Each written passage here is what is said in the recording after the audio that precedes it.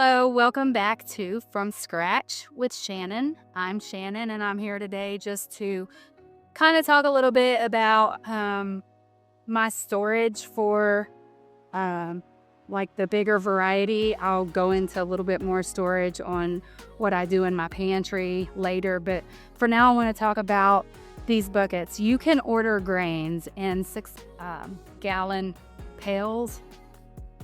But it's very expensive when you order your grains that way. It comes in the Mylar bags with the oxygen absorbers and whatnot. So what I do to save me a little bit of money is I just go to Tractor Supply and buy me some 5-gallon buckets, and I buy the gamma lids. Now they have 3 colors in the Tractor Supply that I'm at.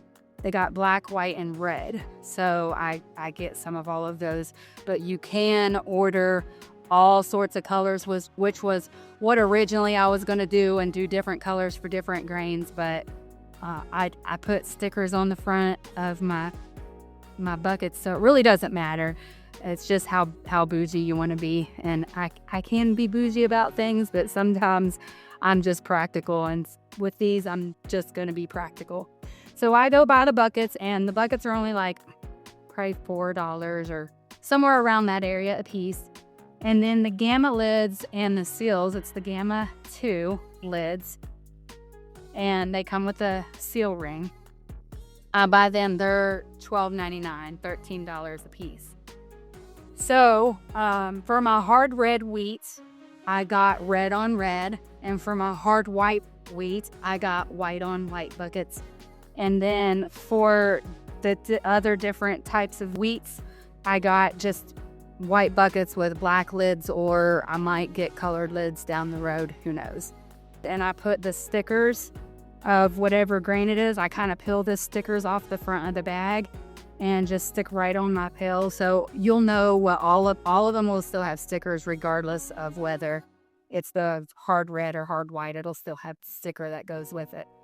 But what I do when I first buy my buckets, because they are in a store where they can get germs, and they're, with pet supplies and all of that stuff, I put a solution. I put baking soda in the buckets and water and clean them that way. The lids, the rings, all up in here. I clean it all with the baking soda and water. And then I go after that and use a Dawn dish liquid, clean it again, really good with Dawn dish liquid, and then I dry it. And you want to make sure that you really get this dry, and you really get the buckets dry inside and out on the rings, because when you seal these rings on there, any moisture at all that is inside of this ring is not going to be able to escape. And depending on what climate these buckets are stored in, if it's a humid day or a hot day, it can build condensation. I just don't want to risk it, so I make sure it's really dry, and then I assemble my buckets. So take a little bit of time on the drying process. Don't rush it. Take some paper towels up in there, get them dry. And so then, like I said, I figure out what's going in the bucket. In this one, I have a bag of millet, white millet, that I just put in there. And I took this sticker already off the front of the bag and put it on the side of my bucket. And then putting the rings, you don't have to do this. You don't have to put the bag in it, but as an extra barrier, I just do.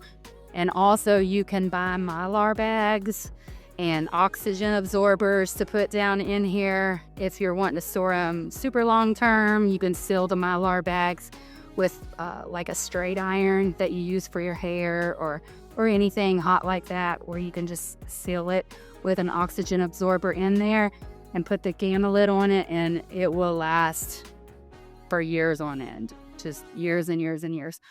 But for me, I go through my grains a lot, and I just need to store what's in the buckets for usually about a year or so.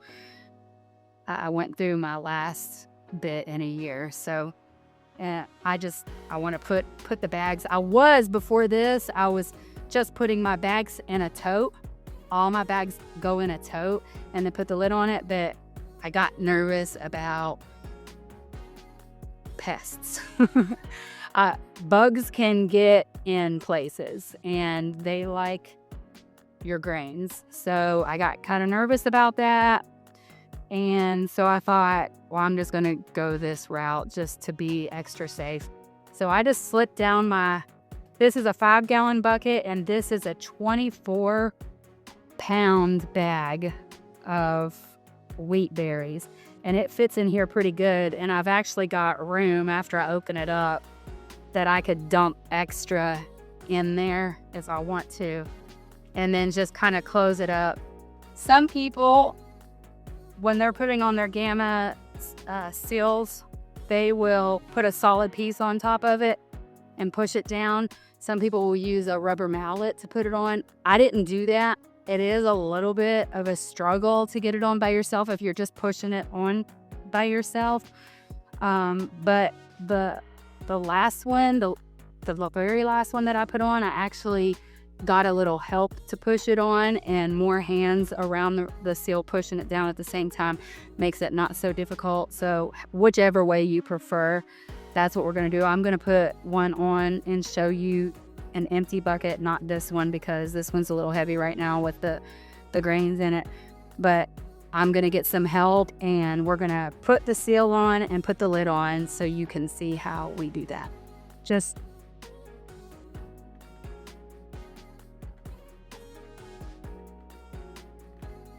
All right. Okay, so it's on. It was a little harder than the last one for some random reason.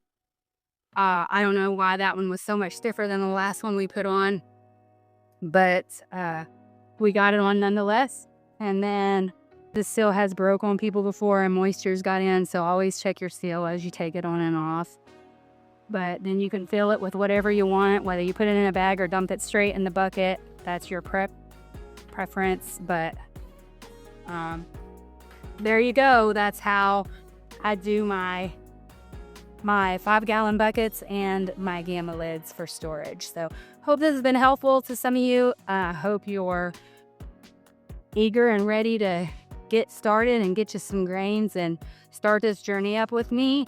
I look forward to future videos.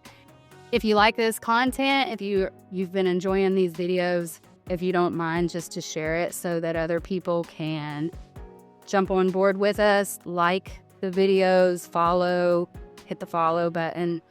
I'd greatly appreciate it. God bless and have a great day.